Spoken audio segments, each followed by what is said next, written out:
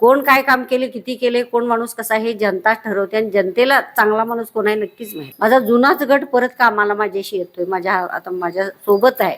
शाहू महाराज असतील किंवा फुले आंबेडकर यांचे विचार घेऊन जाणारी एक प्रणाली आहे, ती एक मार्ग आहे.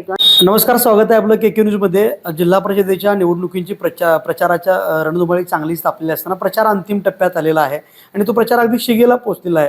उमेदवार मतदारांच्या कार्यकर्त्यांच्या भेटीगाठी घेण्यामध्ये व्यस्त आहे. सकाळी 8ला बाहेर पडलं की रात्री 10ला घरी जायचा हा उमेदवारांचा दिनक्रम चालू आहे. आणि मग नेमकं मतदार उमेदवारांच्यापर्यंत जात असताना कुठल्या गोष्टी घेऊन जातात, काय उमेदवारांच्या समोर मांडतात, विकास कामं त्यांची कशा आहेत आणि मग त्यांच्या जनतेकडून काय अपेक्षा आहेत, त्यांना मतदारांचा कसा प्रतिसाद मिळतोय हे जाणून घेण्यासाठी मी सध्या आता आलेलो आहे. या यड्राव जिल्हा परिषद मतदारसंघातील राजश्री शाहू विकास आघाडीच्या ज्या उमेदवार आहेत त्या रंजना सूर्यकांत कोळी हे आपल्यासोबत आहेत. त्या या यड्राव जिल्हा परिषद मतदारसंघातून राजश्री शाहू विकास आघाडीतून ही निवडणूक लढवत आहेत. आणि मग ही निवडणूक लढत असताना नेमकं कोणतं विजन घेऊन ते लोकांच्या समोर जात आहेत हे आपण त्यांना विचारणार आहे. राव नमस्कार, आपलं स्वागत आहे KK न्यूजमध्ये. आपण या जिल्हा परिषदेच्या निवडणुकीला आता सामोरं जात आहात आणि मग गेल्या 10-15 दिवसापासून हा प्रचार चालू आहे आणि हा प्रचार सुरू असताना तुम्ही लोकांच्यापर्यंत जाताय, लोकांच्या गाठीभेटी घेताय. नेमकं कोणतं विजन घेऊन तुम्ही लोकांच्या समोर जाताय?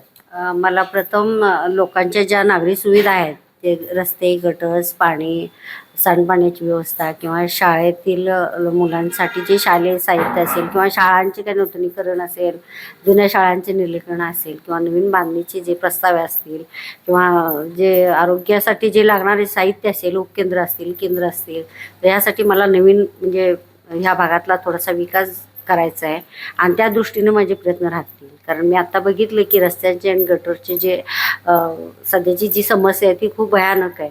ते आता आम्ही अनुभवली आहे. पाण्याचा पण प्रश्न मग इथं मोठा आहे, तर त्या दृष्टीनं माझं कामकाज असेल असं मी या ठिकाणी तुम्हाला नमूद करू शकते.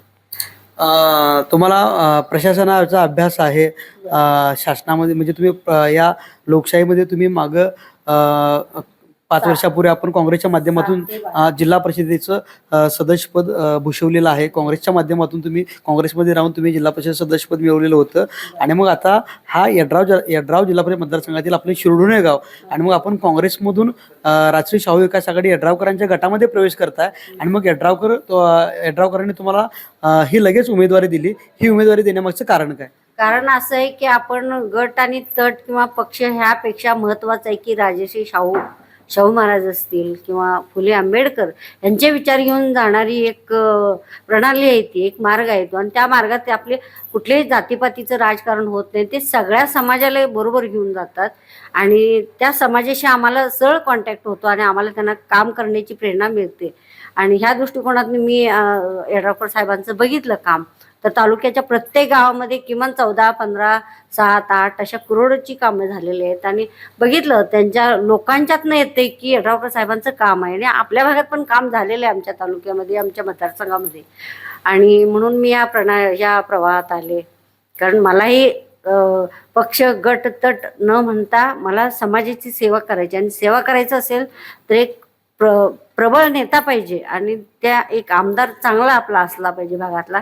ह्या दृष्टिकोनातून मी ह्या प्रवाहात आले.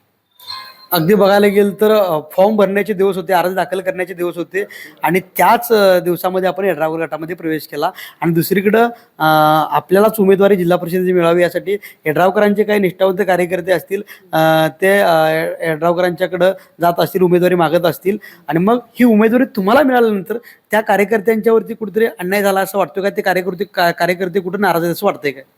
आता तो त्यांचा प्रश्न आहे. कारण मी 2007 ते 12 मध्ये जर माझ्या मतदारसंघामधली आपण कामं बघितला तर जनसामान्यापर्यंत माझी कामं पोचलेली आहेत आणि कुठेतरी माझ्या कामाची त्यांना माहिती असावी कदाचित आणि कार्यकर्त्यांच्यातनं गेलं. असं नाही की मी स्वतः निर्णय घेतला किंवा मी इच्छुक नव्हते, पण कार्यकर्त्यांच्यातनं जाऊन त्यांनी एक निर्णय घेतला की रंजना कोळी एक अनुभवी आहेत आणि आता आपल्याला ह्या मतदारसंघामध्ये ते काम करू शकतात.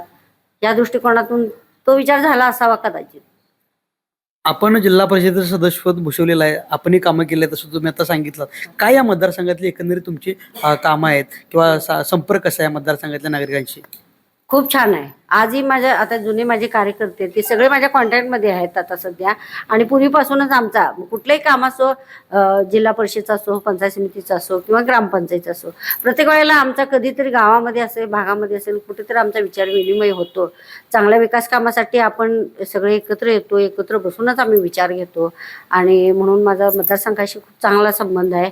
आणि मतदारसंघातली लोकांनी उचलून धरूनच मला हे म्हणजे त्यांनी स्वतः शब्द टाकला साहेबांच्याकडं आणि सांगितलं की असं असं ह्या कोळी करू शकतात, असं समजून त्यांनी ती मला तिकीट दिलेलं आहे. प्रचारला फिरताय, मी म्हणालो की 10-15 दिवस प्रचार चालू आहे, अगदी त्याच्या पण आधीपासून आपल्या गाठीबिटी झाल्या असतील. कशा पद्धतीने मतदारांचा आपल्याला प्रतिसाद मिळतोय? छान मिळतोय. लोकांना पाहिजे, कामसू व्यक्ती पाहिजे. एकदम एसीच्या गाडीतनं फिरण्यापेक्षा एक सामान्य व्यक्तिमत्व जर चेहरा समोर पाहिजे समाजाच्या, आणि त्या दृष्टिकोनातून, कारण आमचा पूर्वीचा अनुभव आणि माझा जुनाच गट परत कामाला माझ्याशी येतोय, आता माझ्या सोबत आहे. तर ह्या लोकांचे माझे अनुभव खूप चांगले आहेत. आणि आता येणारा जो नवीन जो परिचय आहे तो पण खूप छान प्रतिसाद देतोय मला. मग यंदा शिट्टी वाजणार काय? नक्की, 100%, 100% वाजणार. 100% वाजणार. शिट्टी वाजणार म्हणताय, 100% वाजणार म्हणताय. विरोधक सुद्धा ही तिरंगी लढत आहे. महाविकास आघाडीचे उमेदवार असतील, भाजपचे असतील, आपल्या विरोधामध्ये आहेत. विरोधकांचं आव्हान कितपत वाढतं या निवडणुकीत? त्यात आपली जनता ठरवेल. जनतेच्या हातात आहे. आपण फक्त म्हणत राहणार, पण कोण काय काम केले, किती केले, कोण माणूस कसा हे जनता ठरवते. आणि जनतेला चांगला माणूस कोण आहे नक्कीच माहित आहे. तुम्हाला काय या निवडणुकीमध्ये विरोधकांचं आव्हान वाटतंय का?